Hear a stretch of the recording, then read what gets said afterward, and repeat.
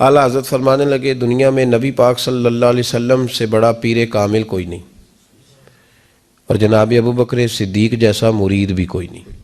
یہ جو توانائی ہے، ہمارے ہاں لوگ مانتے ہیں اپنی مرضی کی چیزیں، جناب صدیق اکبر نے اس طرح مانا ہے جس طرح نبی پاک نے ماننے کا حکم دیا ہے۔ حضور نے فرمایا جب تجھے کسی سے محبت ہوتی ہے تو وہ تجھے بہرا بھی کر دیتی ہے، گونگا بھی کر دیتی ہے، اندھا بھی کر دیتی ہے۔ نہ انسان محبوب کا نقص دیکھ سکتا ہے، نہ سن سکتا ہے، اور نہ کبھی اس کی زبان سے وہ جملہ ادا ہو سکتا ہے۔ جس کو محبت ہو، جس نے بات سن لی وہ بھی محبت میں کچا ہے، جس نے بیان کر لی وہ تو فیل ہے نا، بالکل ہی وہ تو ناکام ہو گیا، اور جس نے دیکھ لی اوہو ایسا نہیں کرنا چاہیے تھا، اس نے بھی ابھی پیار نہیں کیا۔ یہ وہ الفاظ ہیں حدیث کے جو خود رسول پاک نے بیان فرمائے۔ نبی پاک صلی اللہ علیہ وسلم نے فرمایا محبت آدمی کو اندھا بھی کر دیتی ہے، بہرا بھی کر دیتی ہے، گونگا بھی کر دیتی ہے۔ جب محبت ہوتی ہے تو پھر انسان کو کوئی ایسی چیز نظر، ابو جہل نے محبوب پاک علیہ السلام سے کہا معاذ اللہ مجھے تو آپ کی طرح کا شخص کوئی نظر ہی نہیں آتا، یعنی اس نے کمزور لفظوں میں کہا۔ حضرت صدیق اکبر حضور کے سامنے کھڑے ہوئے تو کہنے لگے محبوب تیرے جیسا حسین نظر کوئی نہیں آتا۔ اب اس کے پاس چونکہ بغض تھا تو اپنے لفظوں میں بات کر رہا تھا، اس کی جو دل کی بات تھی وہ الفاظ بن کے آ چکی تھی۔ حضرت صدیق اکبر کے دل میں محبت تھی تو وہ اپنے لفظوں میں بات کر رہے، اپنے جملوں میں اس کا اظہار کر رہے۔ یاد رکھیے گا انہوں نے اس طرح محبت کی جس طرح محبت کرنے کا حق ہوتا، یعنی ہر چیز ہی، مال بھی دے دیا، اولاد بھی دے دی، سارے بچے نبی پاک کی غلامی پہ لگا دیے، غلام بھی سارے حضور کے پیچھے لگا دیے، بس نبی پاک کی ڈیوٹی کرنی ہے۔ ہزاروں دینار کا نقصان اٹھایا لیکن نبی پاک صلی اللہ علیہ وسلم کی غلامی پر ہر چیز کو ترجیح دی۔ بات تو ہم نے بڑی دفعہ سنی ہے پر کبھی اس کے حسن کو بھی ملاحظہ فرمائیے نا، کبھی ذرا ملاحظہ فرمائیے نا۔ لوگ پیار کرتے ہیں، محبت کا دعویٰ کرتے ہیں لیکن کہتے ہیں بھئی رستے رستے کی محبت ہے، یہاں مجھے 5,000 کا نقصان ہو رہا ہے، یہاں نہیں میں محبت کر سکتا۔ یہ نقصان 5,000 کا کون برداشت کرے؟ محبت ضرور ہے پر اب اتنا نقصان کون برداشت کرے؟ جناب صدیق اکبر کا کمال دیکھیے کہ مال کا نہیں جان کا نقصان برداشت کرنے کو بھی تیار ہے۔ کچھ لوگ ایسے ہوتے ہیں کہتے ہیں آگے خطرہ ہے تو ہمیں نہیں جانا چاہیے۔ غار ثور میں جب نبی پاک صلی اللہ علیہ وسلم کو لے کے پہنچے نا حضرت صدیق اکبر، 5,413 فٹ اونچی غار ہے، جب حضور ذرا سا چلے تو قدموں کو تکلیف ہوئی تو عرض کرنے لگے حضور آپ میرے کندھوں پہ بیٹھ جائیں، پباں پار قدم نہیں لاؤندا تے سور پہاڑ تے چڑھیا جاندا، او پیا جاندا دے یار نبی دا، اے اصلی دلدار نبی دا۔ حضور کو لے گئے اور جب غار ثور پہ پہنچے تو کہنے لگے حضور مجھے اندر خطرہ لگتا ہے، آپ ٹھہریں پہلے میں جاتا ہوں، پہلے میں جاتا ہوں۔ جناب صدیق اکبر تشریف لے گئے اور دیکھیں نا سالوں پرانی غار پڑی تھی، اس میں بڑا کچھ تھا لیکن جناب صدیق اکبر نے پگڑی پھاڑ پھاڑ کے غار صاف کی۔ پھر جہاں سوراخ تھے نا، خطرہ تھا کہ کوئی سانپ بچھو نہ نکل آئے، وہاں چھوٹے چھوٹے ٹکڑے رکھ کے غار کو بند کیا۔ جب مکمل تسلی کر لی تو کہا حضور اب آپ تشریف لے آئیے۔ اب جب غار سے نکلے نا جانے کے لیے، اس انداز کو بھی ذرا دیکھیں۔ لوگ آج خشک دین کے بڑے قائل ہیں، کہتے ہیں بس ٹھیک ہے نماز پڑھنی چاہیے، روزہ رکھنا چاہیے، اتنی لمبی باتیں، آپ معرفت کی بات کرتے ہیں، آپ محبت کی بات کرتے ہیں، آپ وارفتگی کی بات کرتے ہیں۔ کچھ لوگوں کو تو لفظ عشق ہی بڑا برا لگتا ہے، وہ اس جملے تک جانا ہی پسند نہیں کرتے۔ او خدا کے بندو یہ بھی تو انداز دیکھو نا صحابہ کا، جب نبی کریم سید عالم صلی اللہ علیہ وسلم کو لے کے وہ نکلے نا غار ثور سے تو حضور کے ساتھ ساتھ چل رہے تھے، تو کبھی نبی پاک کے آگے جاتے تھے، کبھی حضور کے پیچھے، کبھی دائیں کبھی بائیں۔ تو محبوب کو پتہ ہے، پھر بھی پوچھا ابو بکر یہ کیا کر رہے ہو؟ تو عرض کرنے لگے حضور مجھے شک ہے کہ کافر طاق میں چاہتا ہوں اگر آگے سے تیر آئے تو وہ بھی میرے سینے پہ لگ جائے، پھر مجھے خیال آتا ہے ہو سکتا ہے پیچھے سے آ جائے تو پیچھے ہٹتا ہوں کہ اگر پیچھے سے کوئی نیزہ آئے تو وہ بھی مجھے ہی لگ جائے، کوئی دائیں سے آئے تو وہ بھی مجھے ہی لگ جائے، کوئی بائیں سے آئے تو مجھے لگ جائے۔ طبیعت نہیں چاہتی کہ آپ کو ذرا سی بھی تکلیف پہنچے۔ یہ ذائقہ جب نبی پاک کے لیے لوگوں کے دلوں میں پیدا ہوتا ہے تو پھر اللہ تبارک و تعالی دین کی روشنی روح تک عطا فرما دیتا ہے۔ امام فخر الدین رازی نے لکھا ہے، سینکڑوں سال پہلے کے مفسر، اب تو لوگ سارا کچھ کھاتے میں ڈال دیتے ہیں نا، کچھ مخصوص لوگوں کی۔ امام فخر الدین رازی نے لکھا، دیکھیں بات بڑی سادی سی ہے، لیکن حضرت ابوبکر صدیق کا بھی اپنا ذائقہ ہے۔ حضور نے انگوٹھی دی، کہا جاؤ اس انگوٹھی پہ نا اللہ کا نام لکھوا لاؤ۔ پہلے یہ بتائیے کہ چھوٹے چھوٹے کام اتنے بڑے بڑے لوگوں کو بھی بتائے جاتے ہیں؟ یہاں تو پانی پلانے کے لیے اور بندہ ہوتا ہے، اور جو تھوڑا سیانا ہوتا ہے وہ کہتا ہے یہ میری ڈیوٹی تو نہیں نا، میں تو صاحب ہوں، مجھے تو خود میں آیا ہوں مجھے پانی پلایا جائے، آپ یہ کیا کہہ رہے ہیں میں پانی پلاؤں؟ حضرت ابوبکر صدیق رضی اللہ تعالیٰ عنہ کو نبی پاک کام بتاتے تھے، اپنے ذاتی چھوٹے کام جو کوئی بچہ بھی کر کے آ سکتا ہے، لیکن یہ بھی میرے محبوب کی محبت ہے، فرمایا جو میری ذات کے تعلق سے کام ہوگا وہ میرا ابو بکر ہی کر کے آئے گا۔ تو جناب صدیق اکبر کو انگوٹھی دی، فرمایا جاؤ اس پہ اللہ کا نام لکھوا لاؤ۔ امام فخر الدین رازی نے لکھا ہے جناب صدیق اکبر گئے، کہتے ہیں میں نے لکھنے والے سے کہا کہ اللہ کا نام لکھ دو، پھر میری طبیعت نے گوارا نہ کیا کہ صرف اللہ کا لکھاؤں، میں نے کہا یار اس طرح کرو ساتھ میرے مصطفیٰ کا بھی لکھ دو۔ حضور کا حکم کیا ہے؟ تو حضرت ابوبکر کیا کہتے ہیں؟ یہاں لوگوں کو بڑا شکوہ ہے، کہتے ہیں آپ جناب بڑھا کے حضور کی شان بے، اتنی بات کہو جتنی ہے، حد میں رکھو۔ اور میں نے کہا بیوقوف تو حضور کی حد بتا دے نا، ہم وہیں تک رہ جائیں گے۔ بالغ العلا بے کمال ہی کشف الدجا بے جمال حسنت جمیع خصال صلو علیہ وآلہ، تو حد بتا ہم حد تک رہیں گے۔ نبی پاک صلی اللہ علیہ وسلم نے کہا میرا نام لکھو، اللہ کا نام لکھواؤ۔ جناب صدیق اکبر نے ساتھ حضور کا بھی لکھوا لیا۔ واپس لائے نا، حضور کو انگوٹھی دی تو اس پہ لکھا تھا اللہ، محمد اور ابو بکر۔ تو حضور نے فرمایا ابو بکر یہ یار یہ تو نے کیا کیا ہے؟ میں نے کہا تھا اللہ کا لکھوا لا، تو میرا بھی لکھوا لایا اپنا بھی۔ جناب صدیق اکبر چونک گئے، امام فخر الدین رازی نے لکھا چونکے، عرض کرنے لگے یا رسول اللہ میں نے آپ کا نام تو لکھوایا ہے، میری طبیعت گوارا نہیں کرتی تھی کہ اللہ کا ہو اور آپ کا نہ ہو، خدا کا ذکر کرے ذکر مصطفیٰ نہ کرے، ہمارے منہ میں ہو ایسی زبان خدا نہ کرے۔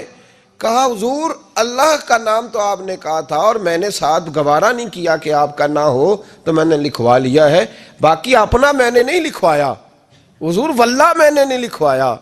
محبوب ابھی بات سو نہیں رہے تھے کہ جبریل امین حاضر ہو گئے، عرض کرنے لگے یا رسول اللہ رب فرماتا ہے ابو بکر گوارا نہیں کرتا کہ میرے نام سے آپ کا نام جدا ہو، تو رب گوارا نہیں کرتا کہ آپ کے نام سے ابو بکر کا نام جدا ہو، لہذا ابو بکر نے آپ کا لکھوایا ہے اور ابو بکر کا رب کریم نے لکھوا دیا ہے۔ تو بھائی محبت جب یہ روپ اختیار کرتی ہے تو اعلیٰ حضرت پھر بول اٹھتے ہیں، فرماتے ہیں اگر مصطفیٰ جیسا پیر کوئی نہیں تو پھر ابو بکر جیسا مرید بھی کوئی نہیں۔ حضرت ابو بکر صدیق سے کسی نے پوچھا آپ کی پسند کیا ہے؟ کہنے لگے ایک میری پسند یہ ہے کہ میری بیٹی مصطفیٰ کے گھر میں جائے اور حضور کی نوکری کرتی رہے، اور یا ابو بکر دوسری، فرمایا دوسری پسند یہ ہے کہ رب مجھے مال دیتا رہے اور میں محبوب کے قدموں پہ قربان کرتا رہوں، تو تیسری، فرمایا تیسری پسند یہ ہے کہ النظر الی وجہ رسول اللہ، حضور بیٹھے رہیں اور میں حضور کے چہرے کا دیدار کرتا رہوں، یہ میری پسند۔ انہوں نے اپنی زندگی ڈھال لی تھی نبی پاک کی غلامی میں، ڈھال لیا تھا اپنے آپ، اس لیے مطمع نظر ہی ایک تھا، زاویہ نگاہ ہی ایک تھا، سوچ ایک کی طرف رہتی تھی، دائیں بائیں جاتی نہیں۔ میرے بھائی جب محبت خالص کرنی ہے تو میرے اسا فرمایا کرتے تھے کسی نے حضور کا عشق سیکھنا ہے تو جناب صدیق اکبر سے سیکھے، ان سے سیکھو حضور سے محبت کس طرح کرنی، انہوں نے غلامی کس طرح کا انداز۔ ایک دن بیٹھے بیٹھے نا ایسے مسجد میں بیٹھے ہوئے تھے تو اچانک اٹھے، ہوش مند آدمی تھے، دانا آدمی تھے، بڑی ڈیوٹی کرنے اٹھے، تو جو ملک شام کی طرف رستہ جاتا تھا نا مدینے کا، اس رستے جانے لگے۔ امیر المومنین حضرت ابو بکر صدیق جاتے جا رہے ہیں، تھوڑی دیر گزری تو کچھ صحابہ نے کہا حضور آپ کدھر جا رہے ہیں؟ ہم بھی پیچھے پیچھے، کدھر جانا ہے؟ تو پلٹے تو رو پڑے، کہنے لگے ایک دفعہ نبی پاک صلی اللہ علیہ وسلم کئی دن کے بعد نظر نہیں آئے تھے، پھر حضور ادھر سے تشریف لائے تھے، تو میرے دل میں خیال آیا شاید آج بھی حضور ادھر سے آ جائیں، تو میں چلا سب روگاں دا روگ محمد جس کا نام وچھوڑا۔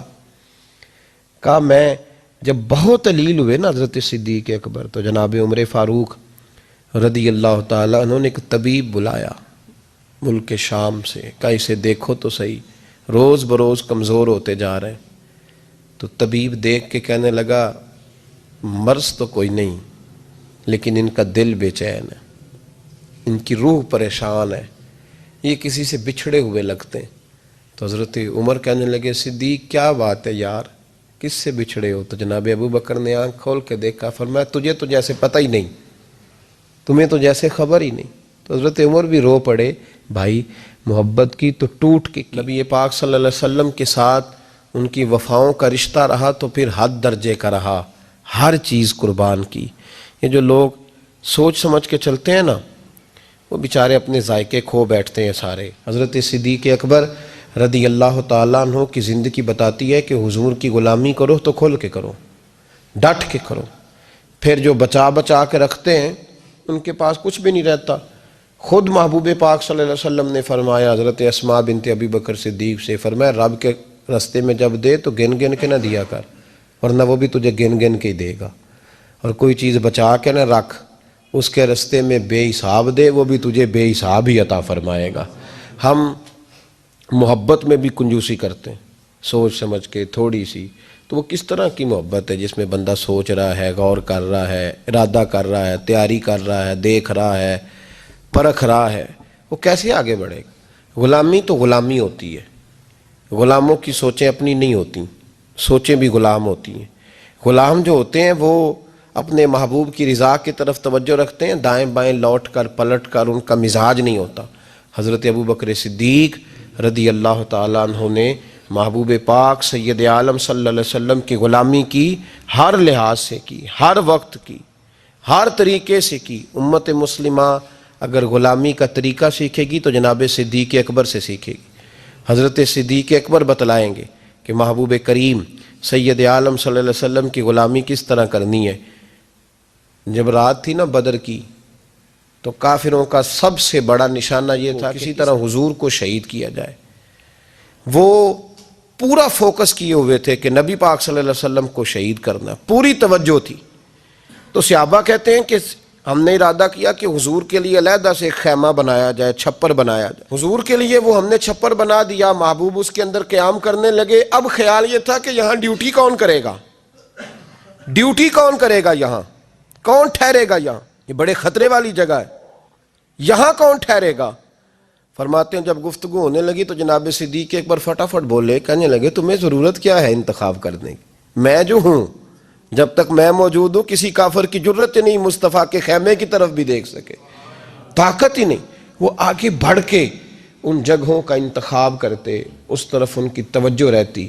میرے محبوب پاک علیہ الصلوۃ والسلام ان پر اعتماد کرتے۔ 17 نمازیں نبی پاک نے جناب صدیق اکبر کے پیچھے ادا فرمائی، 17 نماز۔